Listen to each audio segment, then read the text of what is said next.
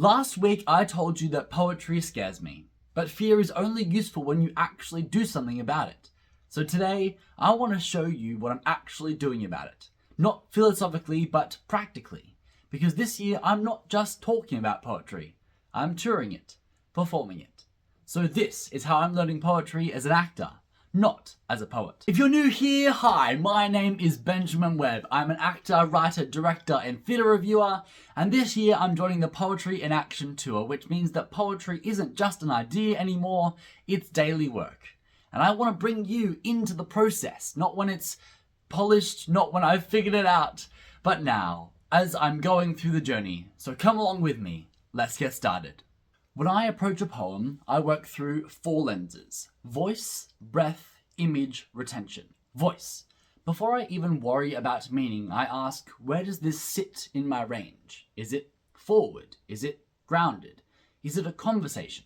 Is it a declaration? Poetry is music. If I don't find its vocal shape, I can't access its meaning.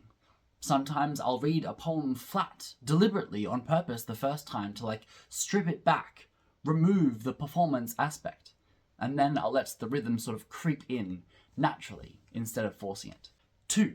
Breath. Breath tells the truth. Where do I naturally need to breathe? Where does the line demand breath? Are they the same place? Because sometimes they're not. And that tension tells me something about the performance aspect of that line. If I'm running out of air before a line finishes, maybe the thought is overwhelming. Maybe that's the point. Breath isn't just oxygen, it's storytelling. I've often loved the phrase, music is the space between the notes. And with poetry, the more I'm learning, the more I feel that storytelling is the breath between the lines. 3. Image. Instead of asking, what does this mean? I ask, what do I see? If the poem says smoke, I need to see smoke. If it says winter, I need to feel the temperature. If I can't see it, the audience won't either. Poetry becomes difficult when it's abstract, but it becomes playable when it's sensory. 4. Intention. This is the acting bit. Who am I talking to? If the poem doesn't specify, I get to choose. Is it a friend? An enemy? Myself? My younger self?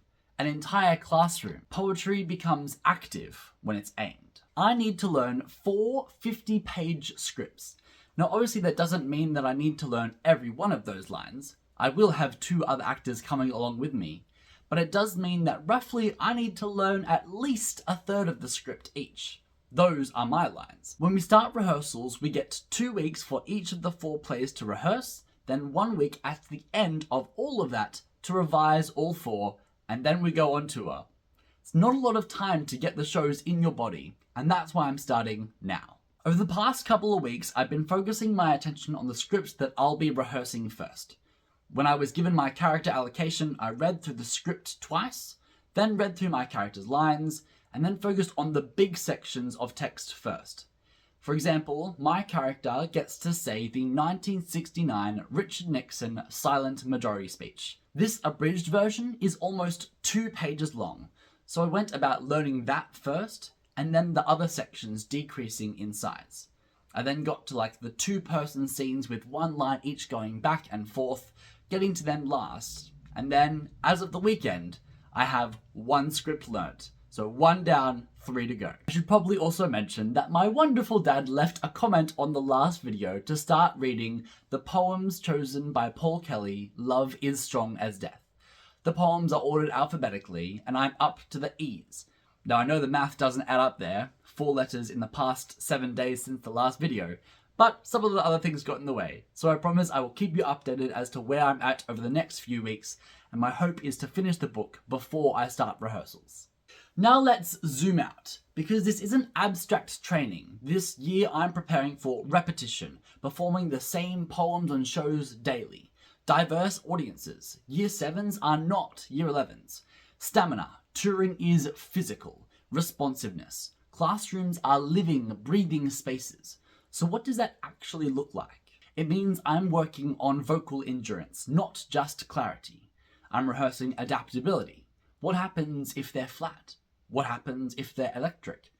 I'm practicing staying grounded, not overly hyped, getting energetic as we go, not starting too high. Because this year isn't about one good performance. It's about consistency. It's about being reliable. And that is a very different muscle. The reason I'm sharing this now is because I don't want my 2026 goals video to be just vibes. I said I wanted to learn more about poetry. I said I wanted to learn more about new forms of storytelling. I said I wanted to grow. And this is what it looks like. Messy, iterative, specific. If you're someone learning something new this year, whether it be performance, fitness, music, this is your reminder, do the work first. Also, quick update, I did both of those same runs that I mentioned in my goals video last week, and I was slower on both times by a good minute or two. So we'll see how I go this week, see if we can get a little bit better. If I had to summarize how I'm learning poetry as an actor, it would be this. I treat poems like living conversations, not museum pieces. I'm starting with the body, not with a thesis. I'm chasing clarity over cleverness, and I assume that the audience is intelligent because students are much smarter than we give them credit for. That's the method. We'll see how it holds up. If you liked this video, give a like right back to it. Subscribe if you're interested in following the journey, the process as it unfolds. And be sure to come back next week as I dive into what I'm most nervous, apprehensive, and hesitant about performing to students. Other than that, be well, stay safe, don't die, and I'll see you next time.